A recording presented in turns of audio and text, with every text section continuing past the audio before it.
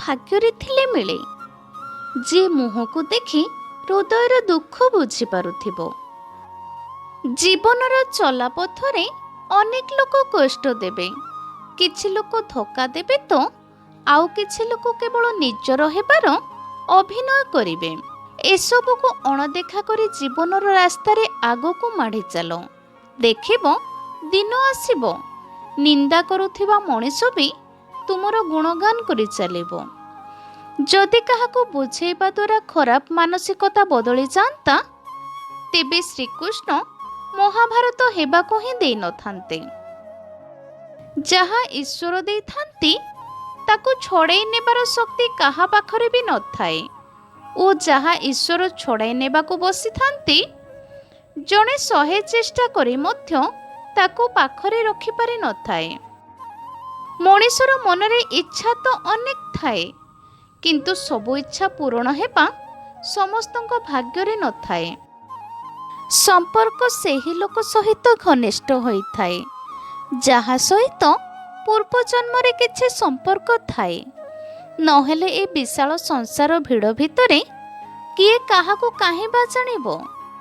ମନୁଷ୍ୟ ଭିତରେ ଧୈର୍ଯ୍ୟ ଥିଲେ ସବୁ ସମସ୍ୟାର ସମାଧାନ ହୋଇପାରିବ। ଜଣେ ପ୍ରଶ୍ନ ପଚାରିଲେ, ଧୈର୍ଯ୍ୟ ଦ୍ୱାରା କ'ଣ ଚାଲୁଣିରେ ପାଣି ରଖାଯାଇପାରିବ? ଏହା କ'ଣ ସମ୍ଭବ? ସାଧୁ ଜଣକ ଉତ୍ତର ଦେଲେ, ପାଣି ବରଫ ହେବା ଯାଏ ଅପେକ୍ଷା କଲେ ଏହା ନିଶ୍ଚୟ ସମ୍ଭବ। କିଛି ନୂଆ ପାଇବା ଆଶାରେ ସେମାନଙ୍କୁ ହରାଇ ଦିଅ ନାହିଁ ଯେଉଁମାନେ ଆରମ୍ଭରୁ ତୁମର। ଅମଣିଷ ଚିହ୍ନିବାର ସହଜ ଉପାୟ, ଯେଉଁ ମଣିଷ ବାପା ମାଙ୍କର ନୁହେଁ ସେ କାହାର ନୁହେଁ। ନିଜର ଶକ୍ତି ସହିତ ଲଢ଼, ଅନ୍ୟର ଦୁର୍ବଳତା ସହିତ ନୁହେଁ। କାହିଁକି ନା ପ୍ରକୃତ ସଫଳତା ନିଜ ପ୍ରୟାସରେ ମିଳିଥାଏ, ଅନ୍ୟର ହାରିବାରେ ନୁହେଁ। ଯେବେ ମଣିଷକୁ ପ୍ରେମରେ ଧୋକା ମିଳେ, ତେବେ ସେ ମଣିଷ ସବୁକିଛି ଶିଖି ଯାଇଥାଏ ଯାହା ସେ ତାର ପୁରା ଜୀବନରେ ବି ଶିଖିପାରି ନଥାଏ। ହସିବାରେ ଆରମ୍ଭ ଆଉ କାନ୍ଦିବାରେ ଶେଷ, ଏହା ସେହି ଜିନିଷ ହୋଇଥାଏ ଯାହାକୁ ଲୋକେ ପ୍ରେମ କହିଥାନ୍ତି। ଜୀବନ ଛୋଟ ହୋଇନଥାଏ, କେବଳ ମଣିଷ ବଞ୍ଚିବା ହିଁ ଡେରିରେ ଆରମ୍ଭ କରିଥାଏ।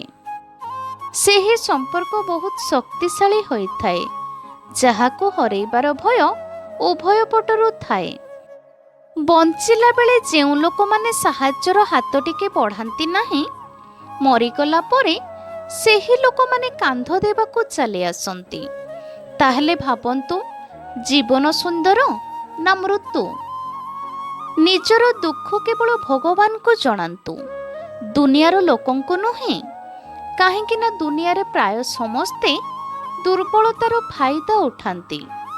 ଦୁନିଆରେ ସବୁ ସମ୍ଭବ, କେବଳ ନିଜ ମନ ଭିତରୁ ସେ ଚେଷ୍ଟା ଆସିବା ଦରକାର।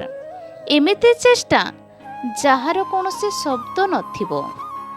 ସବୁଦିନ କଠୋର ପରିଶ୍ରମ ଓ ଭଗବାନଙ୍କ ଉପରେ ଭରସା ହିଁ ସଫଳତାର ମୂଳମନ୍ତ୍ର। ଭଲ ପାଇବା ଦୁନିଆର ସବୁଠାରୁ ସୁନ୍ଦର ଜିନିଷ। ନା ତାକୁ ଛୁଇଁ ହୁଏ ନା ତାକୁ ପାଇ ହୁଏ, ବାସ୍ କେବଳ ହୃଦୟ ଆଉ ହୃଦୟରେ ଅନୁଭବ କରି ହୁଏ।